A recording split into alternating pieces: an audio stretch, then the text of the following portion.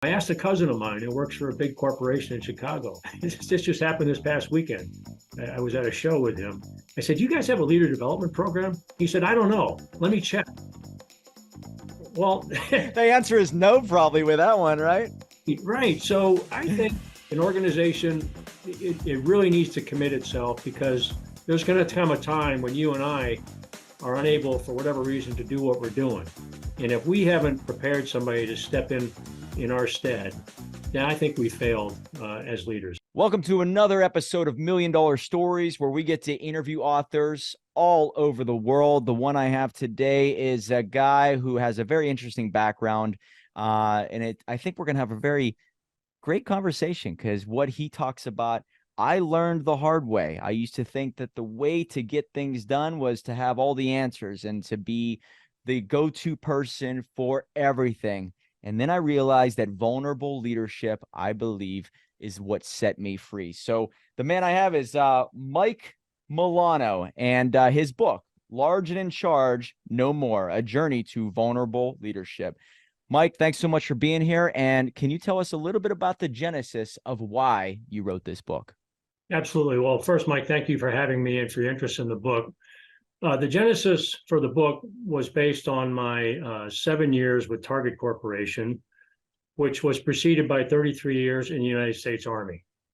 And at the end of those 7 years with Target, I did a self-assessment, and I considered myself to be a better, more complete leader than when I'd left the Army 7 years before. And I started thinking about why that was. And Mike, there were two things about Target's culture that really had a profound impact on me and left a lasting impression. One was I would consider Target to be a feedback intensive culture. As leaders, we were expected to seek feedback on things that we didn't do well or wanted to improve in terms of how we led. You were expected to give feedback upwards, downwards, laterally.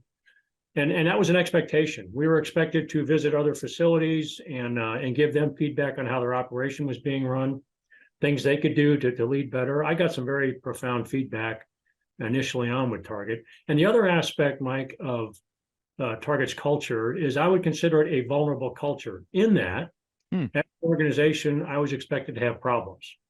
If I didn't, I wasn't looking deep enough. I was expected to solve those problems.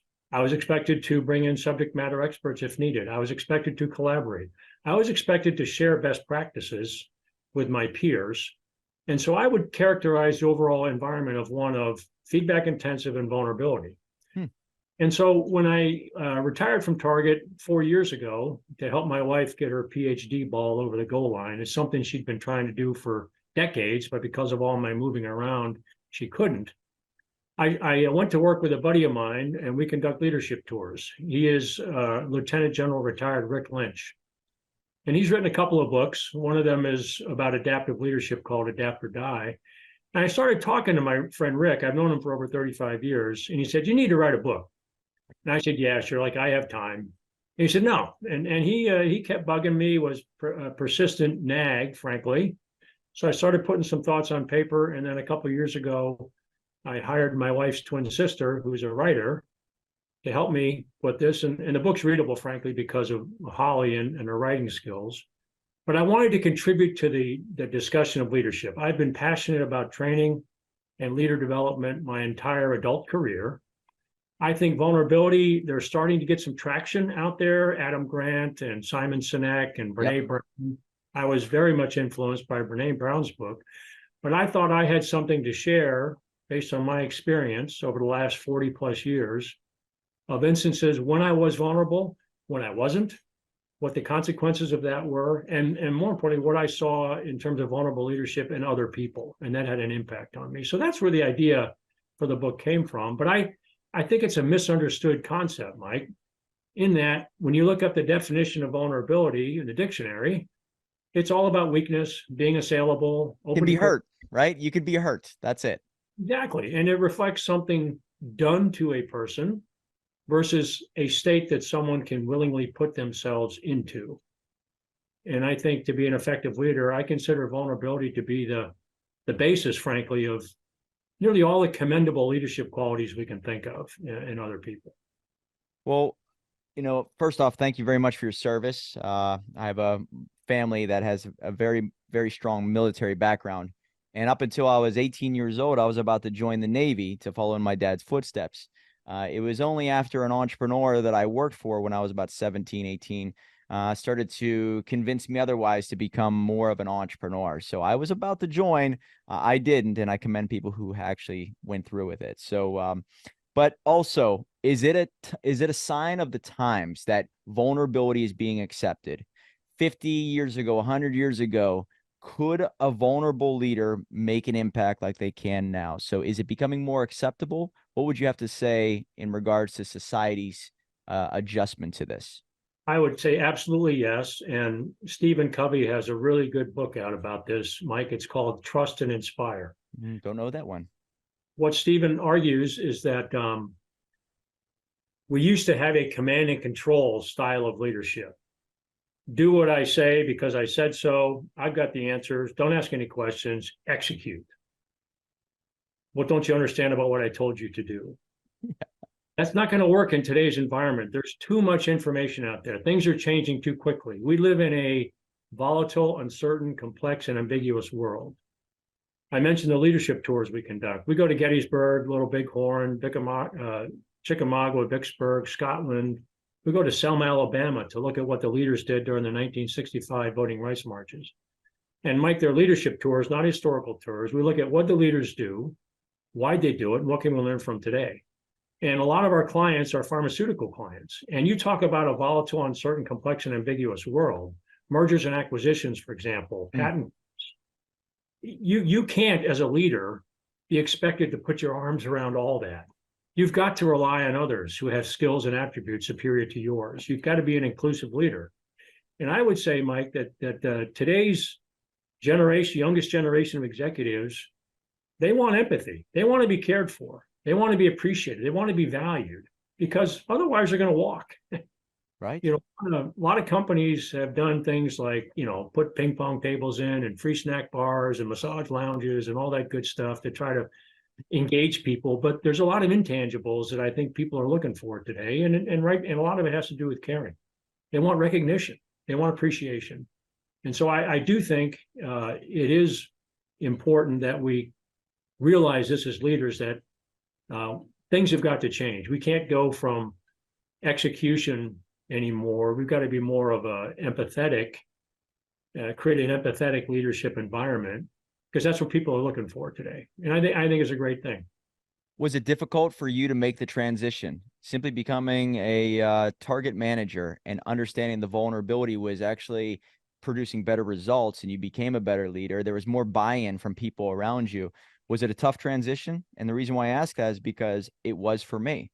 I used to be the guy that said, do this because I have the answer and this is what needs done. And I've been through enough that if you question me, it seems like it's going to waste time. So just do what I say, and therefore it's going to get done. Well, what I realized was that doesn't work on a long timeline. And individuals had more buy-in when I came to the table and I said, I don't have all the answers. What do you guys recommend? And there was more buy-in, which led to them having ownership of the ideas, which gave them more of a gust behind them to push it through to the end. So it was tough for me. Was it tough for you?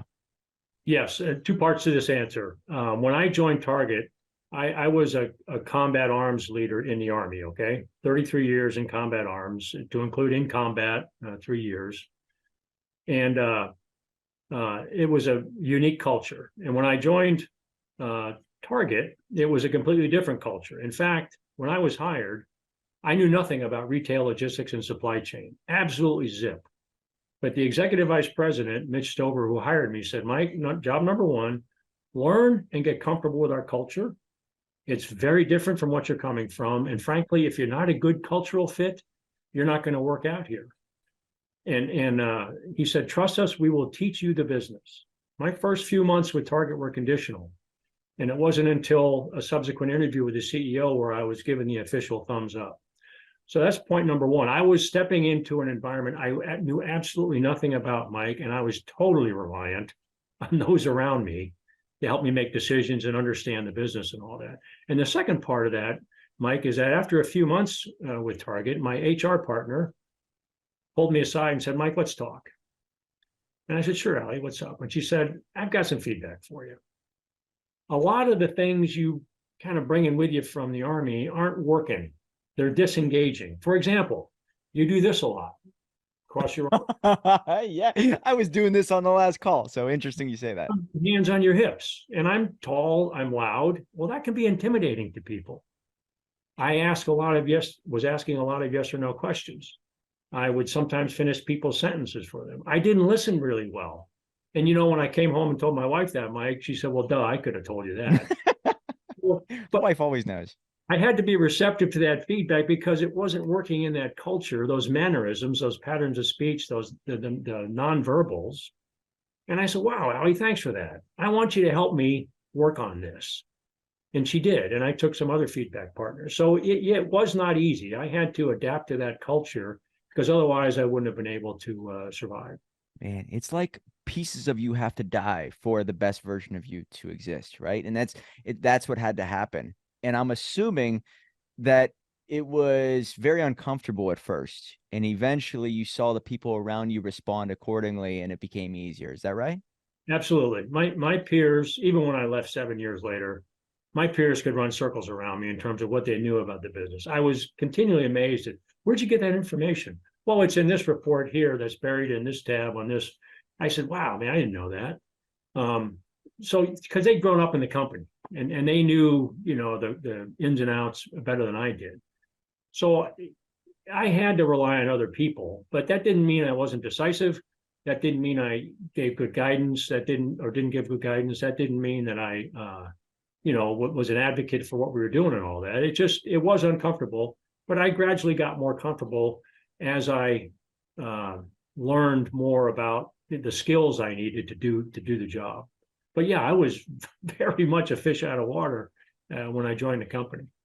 You bring up a good point about nowadays it just won't work. And I think you need to have more EQ than even IQ.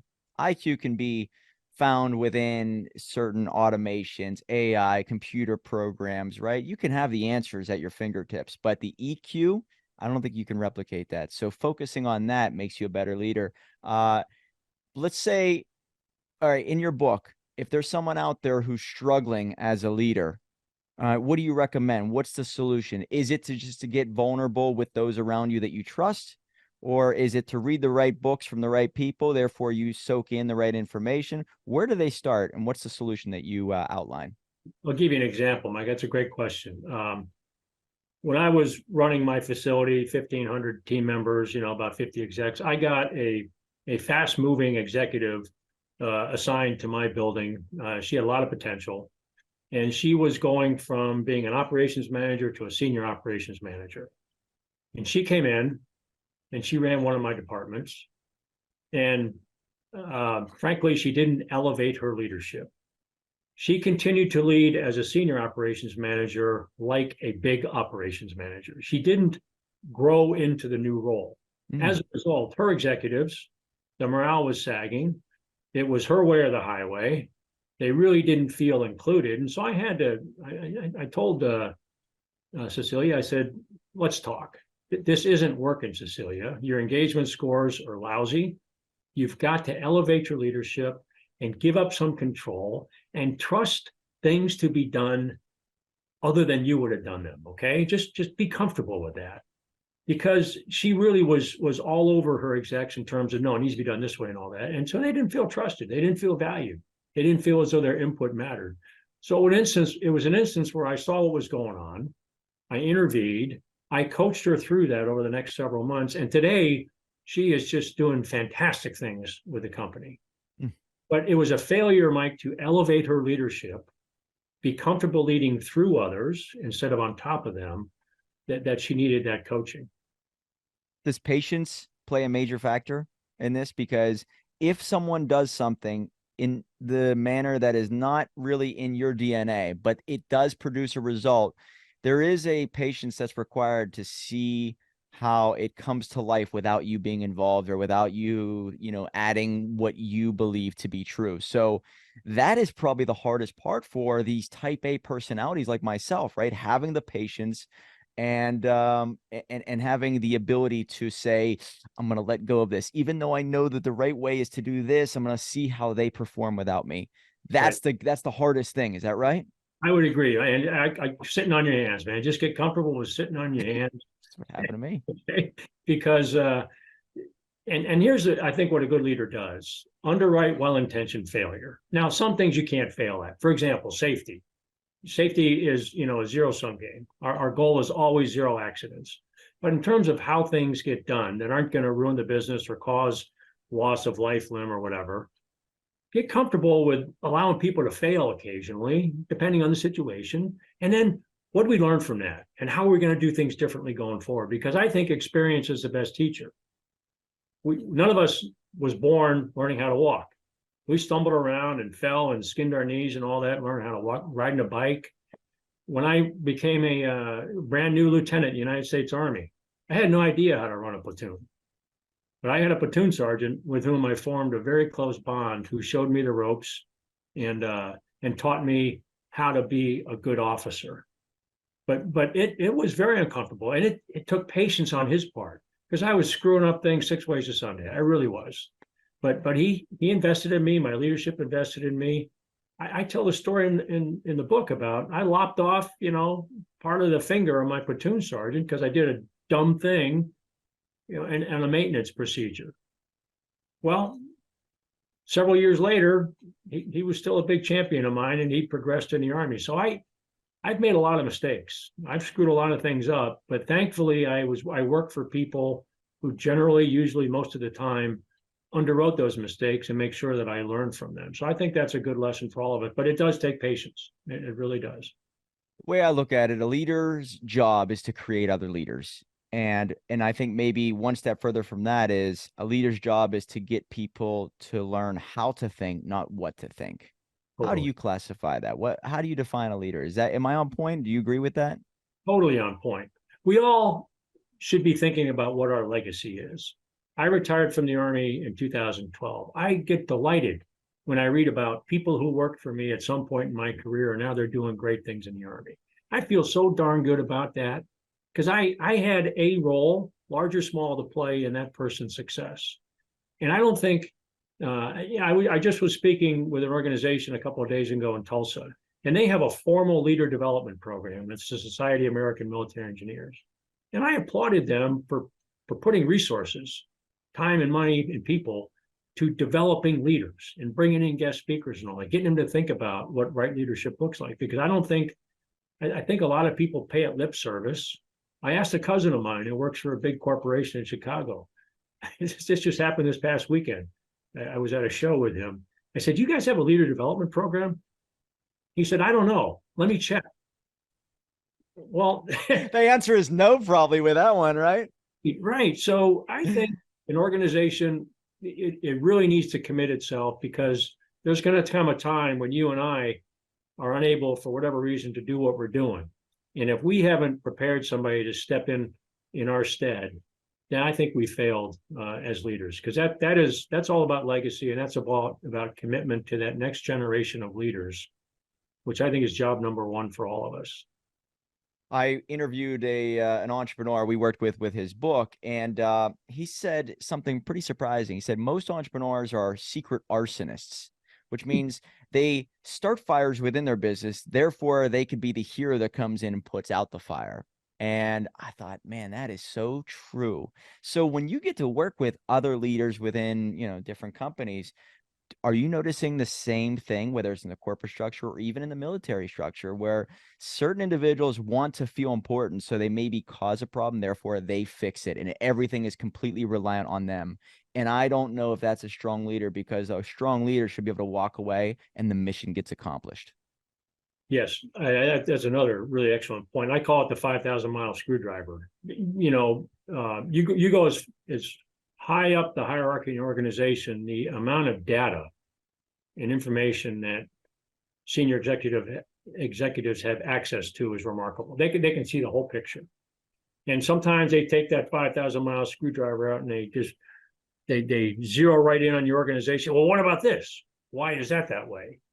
Well, just because you can doesn't mean you should, I don't think. And a quick story on this. I've also been coaching brigade combat team commanders in the United States Army for the last several years in Europe as part of their leader training program. Did you say gay combat trainers? Yeah, so these are colonels in the Army. They've been in the Army roughly 18, 20 years. So they're commanding 4,000 to 5,000 soldier organizations. Okay. They have grown up in an army, though, Mike, which over the last 20 years or so has been fighting a counterinsurgency war, Afghanistan and Iraq. Think about the raid to get bin Laden and so forth in 2011. It didn't require maneuvering huge brigade and division formations and all that. And the amount of information available to the senior leaders in those organizations that they grew up in was overwhelming. They knew where every single vehicle and soldier was on the battlefield. And so they grew up in this environment where every move was being watched, every action was being adjudicated, and it was just this amazing access to information. And now they're in an environment where we've got to consider threats like the Russian threat and so forth, and get back to major combat operations as opposed to counterinsurgency operations.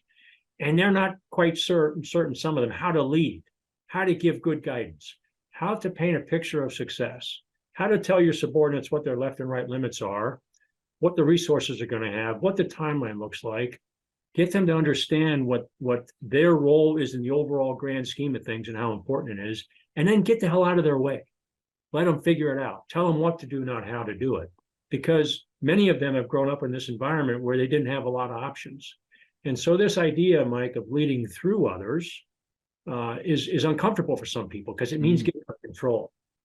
And control is something that a lot of people crave. And it's what you said. If they can start that fire and then come in and put it out, they're demonstrating they've got a total control of the situation. So sorry for the long-winded answer, but I see it today, both in the corporate world and in my experience in the Army. One thing I thought about on my run last night, I'm glad we're talking about this, but one thing I thought about was if an individual is out there and trying to pursue greatness and they're trying to make everything perfect, to me, perfection is subjective. And I think the greatest leaders out there don't worry about perfection. I think they say, whatever comes our way, I'm going to tackle it head on. And I thought about when it comes to even putting books together, there are certain individuals we work with where the right word has to be there. You could rewrite the same word 1,000 times. But if you are reliant on perfection with the book, with the podcast, with the videos, with your business, every step of the way, that to me is sort of a to me, there's no guarantee for that. So like if you're relying on it, it makes you weak. I like the leaders that aren't focusing on 100% perfection. So me personally, I would never follow a leader into battle if they say every condition has to be perfect. We have to be perfect. I want the leader that's very much like Tyler Durden in the movie Fight Club, if you're familiar with that. You know what? I don't care what comes my way. We're going to handle it and shit's going to get done. I love those type of leaders. Am I just drawn to those type of people? Is that what's common in the workplace, in the military world? What would you say about that? Is that a common philosophy amongst most people? Do they look for leaders who are not trying to be perfect every step of the way?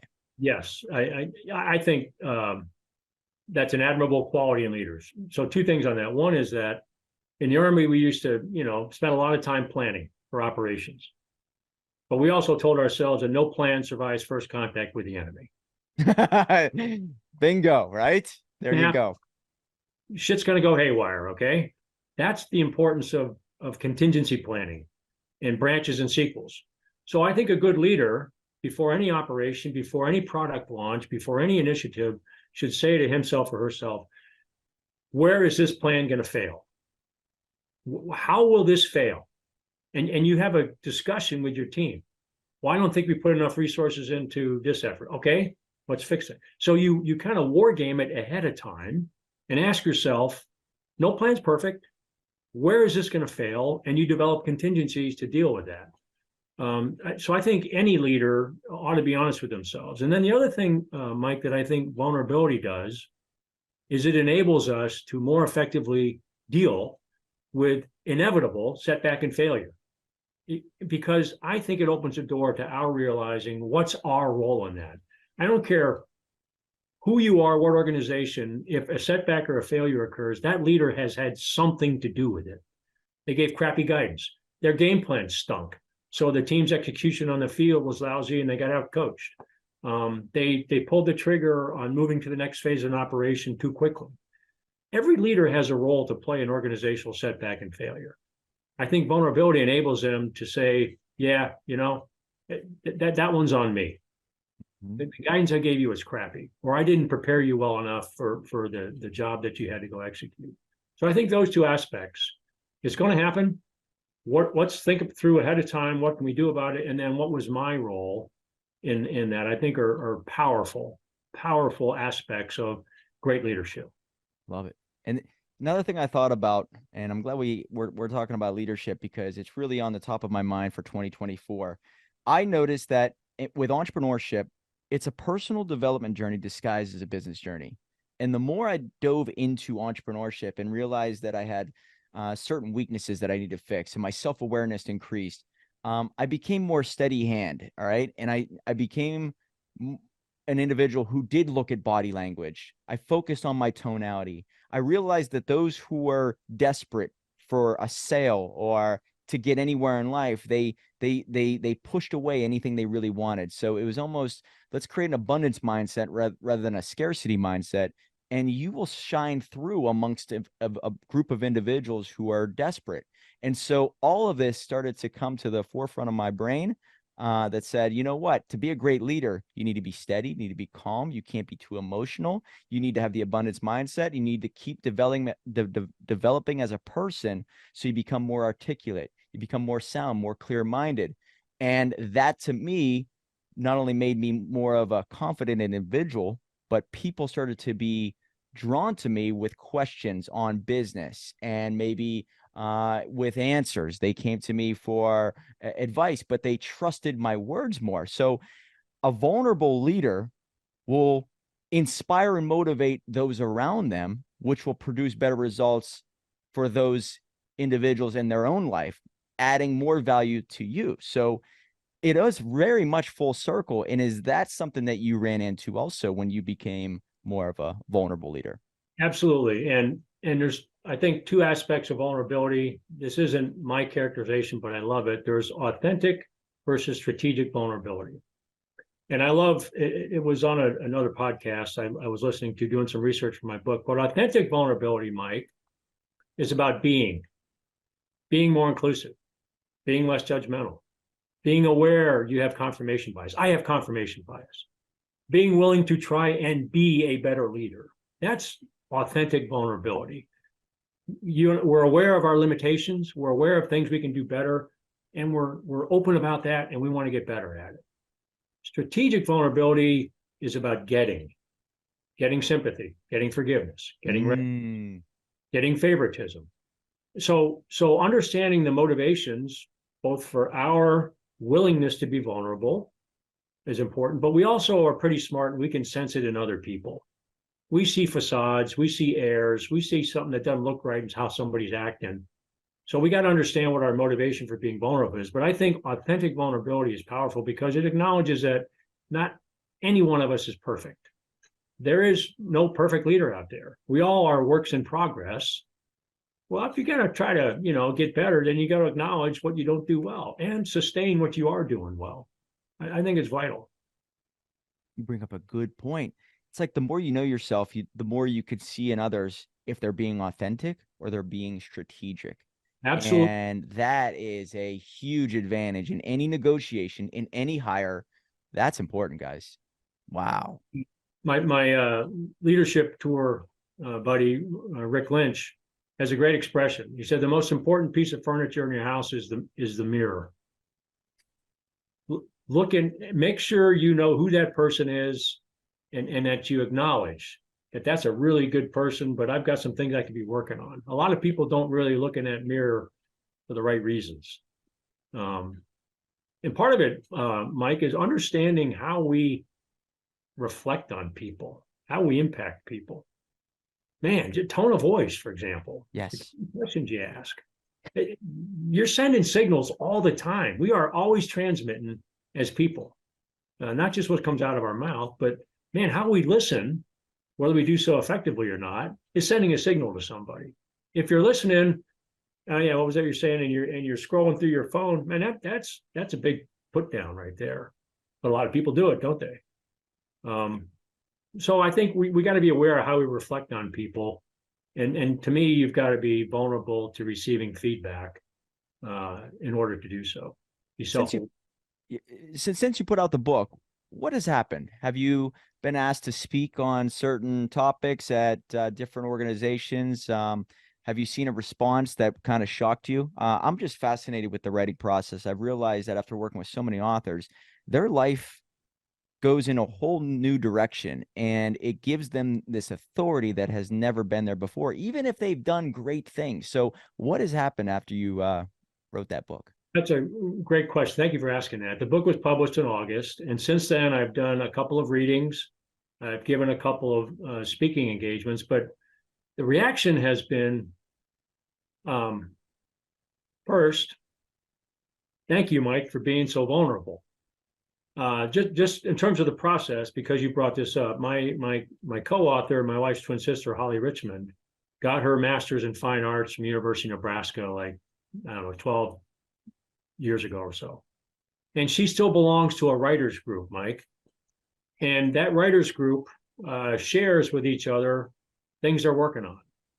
So when Holly and I would write a chapter, she would take it to the writers group and she'd get feedback on it. They would critique it. And after the first few chapters, you know what the feedback was, Mike? It was, Holly, you need to tell Mike this ain't cutting it. It's not credible. He's not being vulnerable enough. Oh, you were trying to put enough information out there without giving all the juice that was inside of you, the soul. Totally. So Holly would come back to me and say, I need a better example. I need something more powerful. So I share a lot about myself, failings, warts, successes, and all in the book. And so many people in reaction is, wow, that was really cool. That's you're exposing a lot. And I'll give you another great example, if I could, a little tangent here. Somebody I knew on active duty, Major General retired Greg Martin, just came out with a book called Bipolar General. And in the book, Greg describes his struggles personally and professionally during his life with bipolar disorder, how it affected his family, how it affected his career, and so forth. He's sharing a lot in that book. But you know why he's doing it? He's trying to help reduce the stigma associated with mental illness in this country. When we have close to 20 veterans a day committing suicide in this country, we got a mental health problem among veterans. So he's trying to help change people's lives and explain to them what he's gone through so he's trying to establish some common ground with other people who may be struggling with the same thing. That's powerful. That's vulnerability. So that's the first reaction I've gotten is how vulnerable I was and what I shared and the stories I put in there to reinforce the points I was making. But the speaking engagements are always interesting because it's a chance for me just to try to dispel some notions associated with what being vulnerable is all about. It can be a powerful leadership tool if used effectively. Man. Yeah, I just think it changes people's lives. So you're already seeing it, and it just came out in August. Yes. There's a guy named Patrick Bet David. Do you know who that is at all? Patrick Bet David? I do not. He wrote a book recently called Choose Your Enemies Wisely. And he said he's interviewed many people and many top leaders in organizations. And there are 3 common characteristics of very strong leaders. And I'm going to see if you agree with these. Number 1, you need to have a strong leader always has someone who truly loves them unconditionally. Could be a mother, could be a father, but someone that no matter what they do in life, how far they go, it doesn't matter, or how far they fall, someone loves them. So there's that. Number 2, there's got to be a deep-seated pain. Somebody hurt them. And no matter what they do, they can never win that love back or fix that pain. It's always there. And number 3, they have to know who their enemies are. So therefore they know who they're fighting for or with. against that enemy. That's pretty fascinating stuff, what he's talking about. So do you believe in that recipe for a very strong leader? Do you believe that's something that you've seen in the greatest leaders that you've come across? Yeah, that's a really awesome concept there. I'll give you an example. When an officer takes command of a unit in the Army, there is always a senior non-commissioned officer who is paired with him, who works for him. If you're commanding a company, which is 100, 150 troops, you have a first sergeant. If you command a battalion, a brigade, or division, you have a command sergeant major. And honestly, that is the person in that organization who can come in, close the door, and say, Jesus, sir, what the hell was that all about? Why didn't you run that by me first? I thought your actions, in this particular situation were a little lacking. You need that kind of feedback. You need somebody like that who loves you, who knows when you walk out of that office, they are joined at the hip with you. They're your battle buddy. Okay. Mm-hmm. They're always going to support you.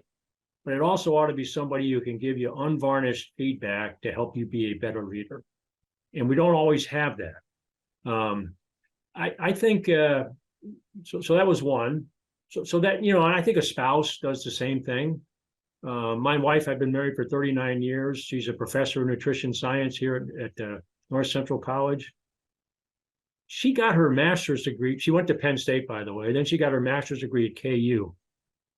She waited 35 years to get her doctorate, which is something she always wanted to do. But she was married to me, and in the Army, that meant we moved 21 times in 33 years, and we were in places like Leavenworth, Kansas, and Killeen, Texas, and Hinesville, Georgia, not exactly educational centers. So she couldn't pursue that doctorate. She waited, but the whole time she supported me. And I'll tell you, being an Army spouse is tough duty. When I retired from the Army in 2012, Kim and I had been married 28 years. I was gone 9 of those 28 years. We had kids. Who do you think took care of the house, took them to school, did all this stuff? But she stood by me. She's my strongest critic, but she supported me through some pretty tough times in the military, frankly. And I, coming home from a deployment, I would want to wade back in and take control and have things done my way and all that stuff. And she said, hold on a damn second. I've been running this ship for the last 20 months while you've been gone. Well, let's just, ease back into this. So I think you have to have somebody like that. I think you have to have a strong feedback partner. And then knowing your enemies, enemies is a strong word. Maybe threats to you, threats to your organization, understanding the competition, I think is very important. When I was working with Target, when Brian Cornell took over, he took over in 2014. He's the CEO today. I think it was a year or two later, we were at a executive function, and I asked him, I said, how is Target's business intelligence? Because, everybody's reading the competition on it. He said, frankly, it's not too good. And I'm going to fix that. So I think you got to understand the playing field and understand the situation in which you're trying to get things done. And what are the potential obstacles to that? But then how can we turn those obstacles into opportunities? So, the whole know who your enemies are. What is it? Keep your friends close, but your enemies closer. Right. Where that individual is going. I'm going to have to look at that book. That sounds really interesting. Yeah. And I guess basically it kind of ties in. If you know your enemies, then you know your allies. And, I'm a storyteller, so I've always been fascinated with the hero's journey. And part of the hero's journey is finding your allies and being tested by your enemies. So it's just in there. And if you are on your hero's journey, which you are, anybody is, you have to know both of those, allies and enemies. You make me think of something that I heard recently. A great leader doesn't need a yes man in his corner. He needs a cut man. He needs a corner group. Very much like a boxer, a prize fighter. And yes men will get you killed, right? Keep doing what you're doing. No matter what you're doing, you're going to win, even though you may get knocked out. And it makes me think of Mike Tyson whenever he lost to Buster Douglas. Now, if you look at that fight, and I remember watching it with my dad. I was a big boxing fan growing up with my dad. And I've watched the fight since then. But if you watch it, whenever he gets hit in the eye, the cornermen are all full of yes men, right? These individuals came to him whenever he started making money. Customato, his main coach, was dead at this point, had passed away. He had Don King and all these individuals in his corner. They're all yes men. Keep doing what you're doing no matter what. They didn't even bring the item that puts down swelling on the eye. So you're looking at the cornermen not knowing what they're doing. They're spilling stuff.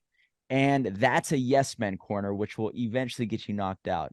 And if you have the other group of people who are there, who will put you back into place. Hey, you're doing this right, but you're doing this wrong, and then go out there and win this fight. That's what you're saying. You need people there to support you, but also steer you if you are going off path. And I think that's significant. The great leaders out there, they have cornermen that are not yes men. Very significant. I'm glad you brought that up. Yeah, and how can this plan fail? Okay. And I think great leaders, Mike, ought to want to be challenged.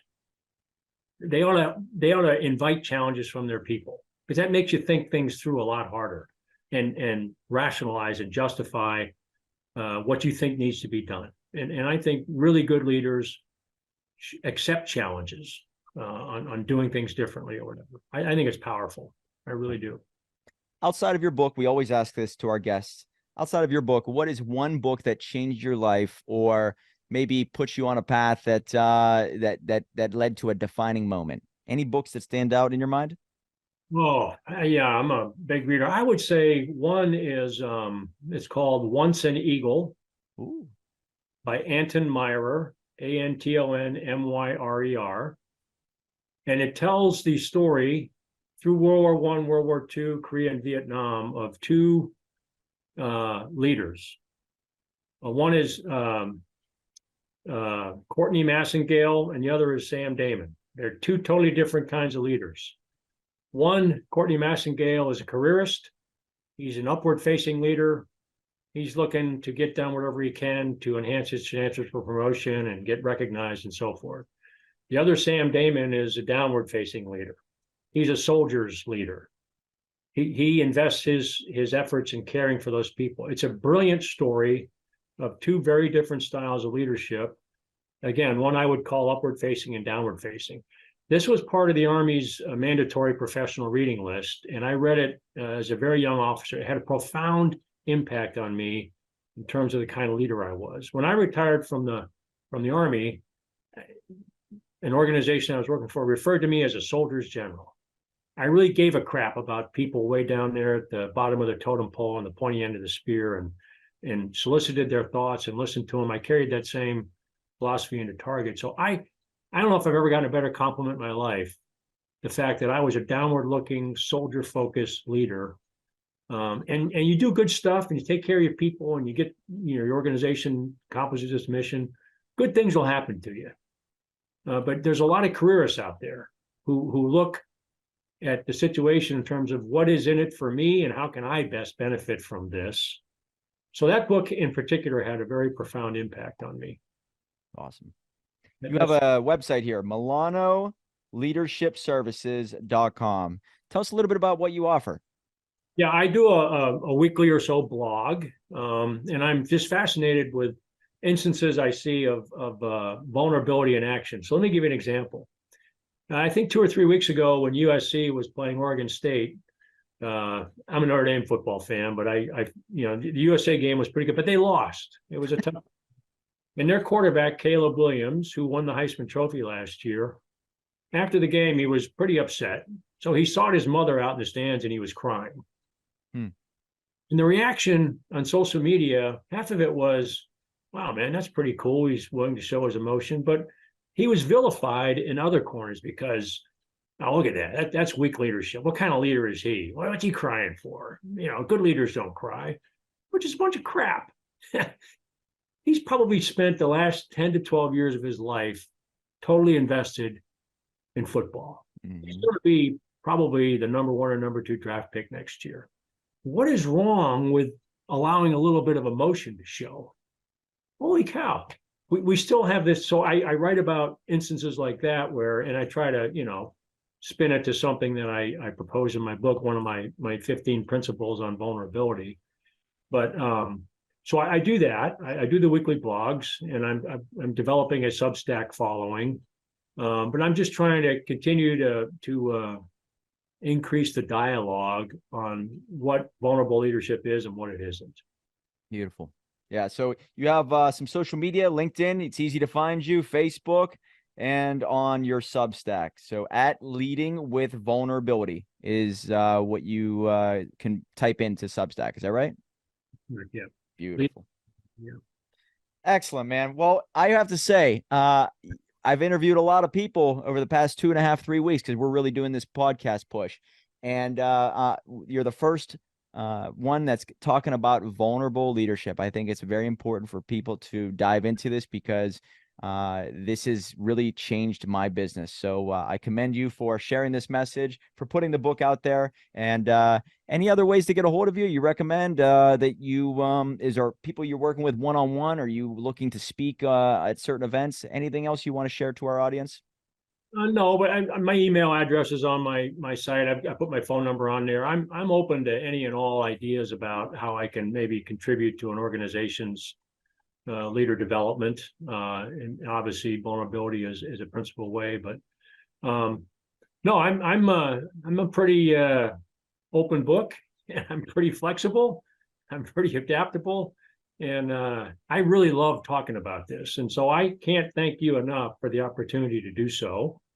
And thank you for the kinds of people you bring on your podcast, because you really dig into some cool stuff. I've enjoyed listening to it. I'm just fascinated with true stories, and I'm fascinated with people who have a recipe for success for others, right? And just to kind of cap off of the hero's journey, you think that the hero's journey is all about obtaining the reward, the sword that, that they've been pursuing. Well, stage 3 of the hero's journey is always going back and giving to others. And it's returning with elixir, right? Which is the solution for others. And that's what you're doing. You have the recipe, you're putting in a book, and other people now have a guiding light to pursue. So Mike Milano, thank you so much. Remember, guys, $1 million book will lead to $1 million life. Right on.